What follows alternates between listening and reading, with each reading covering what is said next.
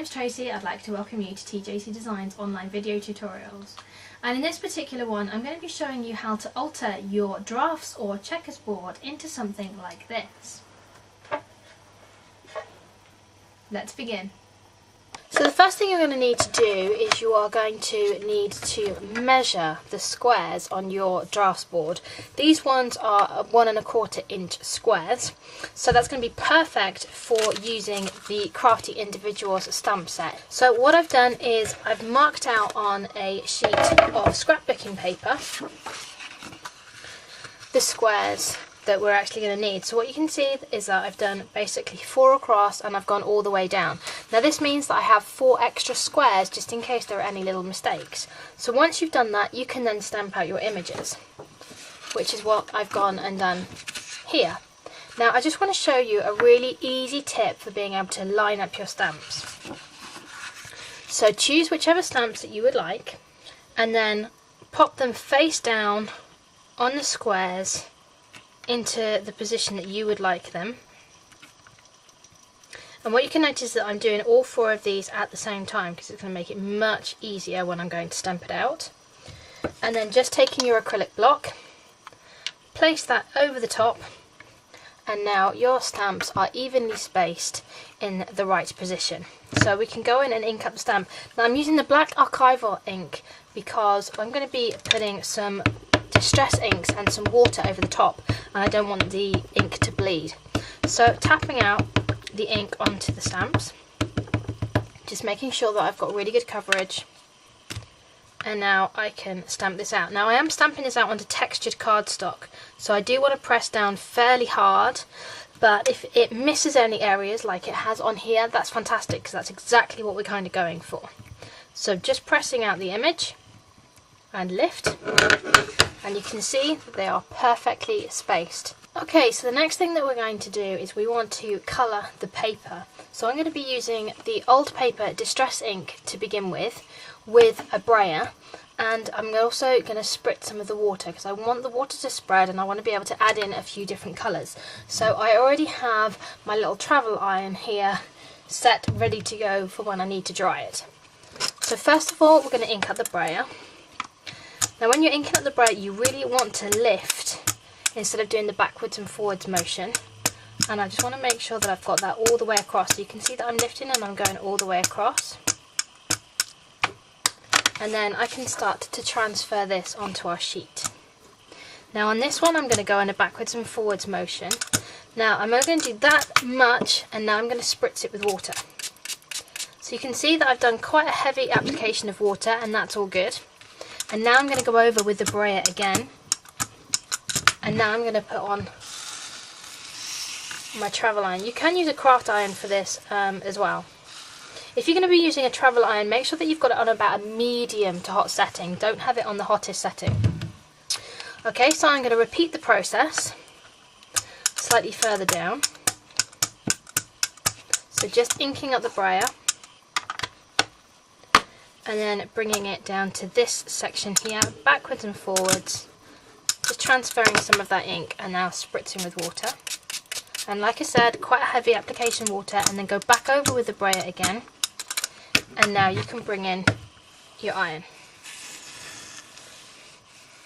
Now I'm going to continue to do this, and I'm also going to be using some other colours. So you can see that what I've gone and done here is I've used a bit of the tea dye, and I've also used some of the scattered straw, just to add in a few of the different kinds of colours here. Now these are going to be the basic backgrounds, but what I want to do now is I want to add some colour in here as well. Now to do that, we are not going to be using the brayer, we're going to be using some cut and dry foam. So I already have pieces here that I kind of leave for designated colours, but this one I'm going to be bringing in some of the weathered wood. This one's quite a subtle colour, but it's really quite nice. And I'm going to transfer that colour onto my non-stick craft sheet in a circular motion, and I'm just going to bring it into certain areas in a circular motion. And I'm going to be doing that further up here. I just wanted to show you this so you could see what was actually happening. And what I'm going to do is I'm going to go ahead and I'm going to be adding a few more colours to this as well, and then I'm going to show you the finished result. So as you can see, I've added in the colours, and now that's mixed in with our background really, really well. And then we can basically pop this to one side, and then we're going to cut them all up to size in a minute. So while that one's actually finishing drying off, you're going to need to bring in your drafts board again, and because this has a varnish on it, you're going to need to take off some of that varnish. So just taking some sandpaper, you want to roughly just sand over just to break down some of that varnish, so then everything can adhere to it properly. So I'm going to go ahead and do that and prepare the board. So what I'm going to do first of all is I'm going to show you how to prepare the board. I'm going to be doing it with a number of different colours. We're going to start off with the lightest colour first. So for this I'm using the Cloudy Blue Acrylic Dabber from Ranger in the Adirondack range. So all you want to do is pop on a bit of the paint just in a dabbing motion, and then taking a sponge, you just want to work some of that in just so it can blend instead of it being a completely solid colour, because like I said, I want to be adding a number of different colours over the top and creating a real kind of collage distressed feel to it.